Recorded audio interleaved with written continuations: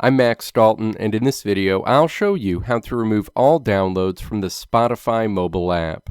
Step 1. Open the Spotify app on your iPhone, iPad, or Android device, and then tap your profile icon on this screen to open a menu. Step 2. Tap Settings and Privacy. Step 3. Tap Data Saving and Offline in this menu. Step 4. Navigate down to the Storage section, find Remove All Downloads in this menu, and then tap Remove associated with that option.